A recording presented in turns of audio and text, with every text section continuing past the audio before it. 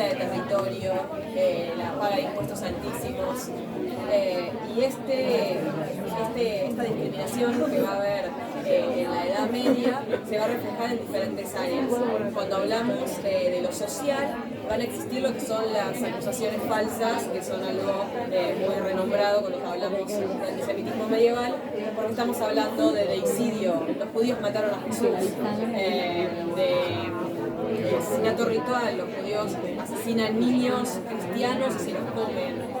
Envenenamiento de pozos, los judíos le meten veneno al agua y por eso nos estamos muriendo, la peste negra, un montón de acusaciones más. Y también se genera este estereotipo del judío como alguien avaro, alguien que se dedica a los negocios, que es algo que seguimos escuchando a día de hoy. ¿Pero de dónde surge esto? Básicamente hay una discriminación laboral muy fuerte en el medioevo. El judío no puede tener tierras, no puede tener diferentes profesiones, no puede ser parte del ejército. Entonces, el judío se queda relegado al trabajo de comercio, de préstamos, porque es lo único que les queda y porque para el cristiano dedicarse a los préstamos es ilegal según la Biblia, es un pecado. Entonces, el judío queda relegado a hacer trabajos que para la sociedad cristiana son trabajos poco nobles. Entonces, el judío es avaro y el judío es sucio y el judío te estafa. Y todas estas ideas que todavía son solucionables si se convierte al cristianismo, si lee la Biblia. ¿Qué va a pasar? Más tarde va a surgir más adelante va a surgir en los siglos XVIII y XIX el iluminismo. ¿Qué es el iluminismo? Un movimiento que habla de lo biológico, la ciencia, lo racional. Entonces, si el judío se puede convertir al cristianismo, entonces no tiene nada intrínsecamente diferente al resto de la sociedad europea. Entonces buscan un justificativo racial. Para dar un poco de contexto a esta idea de la raza, estamos en plena conquista, la colonización de África. Entonces surge esta idea del europeo y el africano, el europeo y el asiático, el europeo y el latinoamericano y el europeo y el judío. Porque si no es parte de la sociedad, entonces es otra cosa el judío.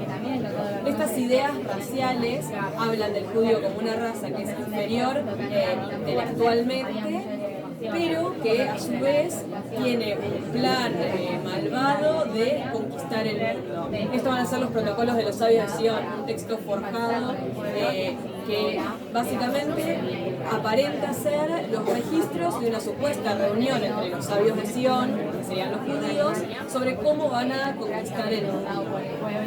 Obviamente esto es falso, el texto es muy fácilmente, se lo pueden encontrar fácilmente y fácilmente pueden encontrar que es falso y que no lo creó un grupo de judíos, sino un grupo de conspiradores. Esta idea del judío como traidor se va a reflejar en personas reales, como Dreyfus, que era un político francés que había peleado en la guerra, era muy reconocido, tenía mucho estatus, pero hubo una filtración de información a otros países y la gente inmediatamente lo señaló a Dreyfus, diciendo que él era un traidor, que como era judío, no era francés y había traicionado a la patria.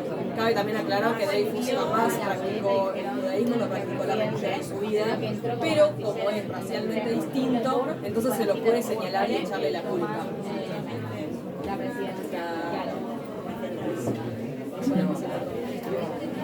Otra cosa que hay que tener en cuenta para entender cómo surgió Hitler al poder es la hiperinflación que había en Alemania en ese momento. ¿Querés contar?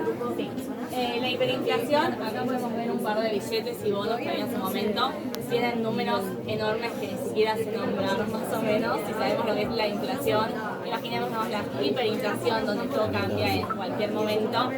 Después de la Primera Guerra Mundial, con el Tratado de Versalles, Alemania quedó totalmente devastada, tanto económicamente, políticamente y moralmente, por lo que dentro del 23 y el 25 sucedió una hiperinflación terrible. Ante esta crisis económica, Hitler decide hacer un golpe de Estado que no fue exitoso y lo meten preso por eso. Ahí es donde escribe su libro, Lucha, en castellano, el ejemplar. donde plantea todos sus ideales, todas sus ideas están planteadas desde más de 10 años antes que él asuma a la gobernanza.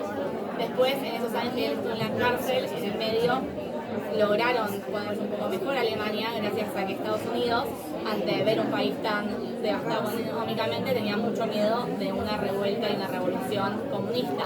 Entonces, para ayudar con eso y evitarla a toda costa, decide prestarle plata a Alemania para que Alemania pueda ponerse fuerte de nuevo, hasta que sucede la caída de la bolsa de Wall Street, donde Estados Unidos decide que es momento de sentarse en su propia economía, entonces quita todos los préstamos que había hecho y vuelve a caer en una crisis Alemania. Otra cosa que decía el Tratado de Versalles era que había que reducir el ejército, por lo que eso generó mucha desocupación.